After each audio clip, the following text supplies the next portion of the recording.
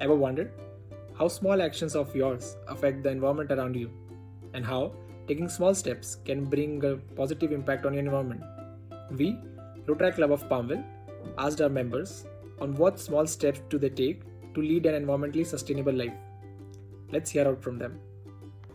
Whenever I'm stepping out of the house, I make sure that I carry a steel straw with me so that I avoid using plastic or paper straws at stores.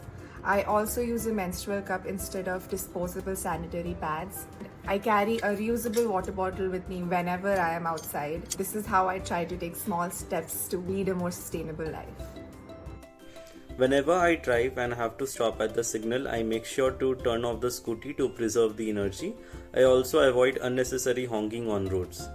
I reuse boxes of phones, headphones, and earphones as storage compartments in my drawers.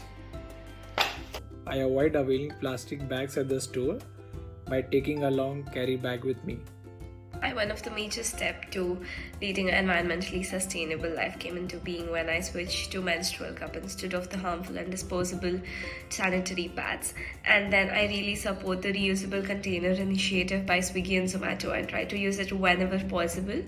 And also, of course, I use my own cloth bag and jute bags or even paper bags whenever I go out for grocery shopping, or it could be just shopping instead of using the plastic that they offer. So I deny plastic. I use an electric scooter to travel to office and come back home, thus contributing to environment sustainability. So here are three things that I do which helps towards contributing towards the betterment of the environment. Number one, I carry my own water bottle whenever I go out anywhere. This prevents me from buying any plastic water bottles.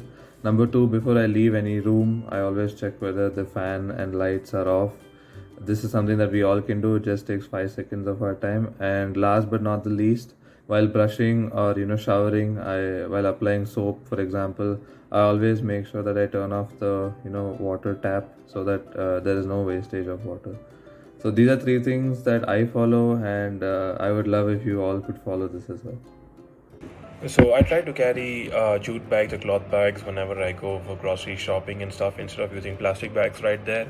And the second thing is we use solar water heaters at home instead of geysers because, as we know, geysers produce a lot of carbon emissions into the atmosphere. Hence, these are the two things which we strictly follow.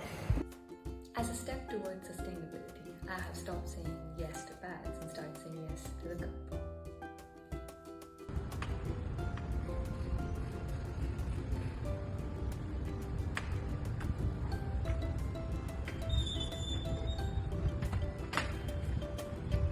Why did you do that? Someone left it on. To save electricity. Try to save electricity as much as possible.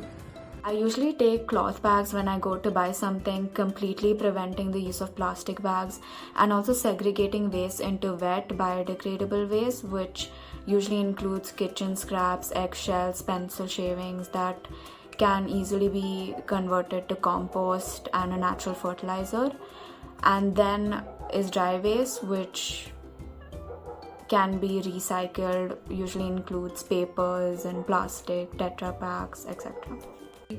Have tried and switched to wooden comb, and I carry steel boxes instead of plastic boxes, and we make compost out of leftover vegetable and fruit peels. I use steel straws at home instead of using paper plastic straws, and apart from that, whenever I go to buy groceries or shopping, I avoid taking any paper bags or cloth bags or plastic bags from the store and carry my own carry bags from home. And another thing that I do is instead I completely avoid taking printouts unless it's absolutely necessary, and to make notes I use either my phone or my laptop rather than a notebook so that I can save on the paper. This generation-old practice is one of my favorite ways of being sustainable, and that would be to repurpose old containers to hold things like jewelry, or even using shoe boxes for art materials or stationery.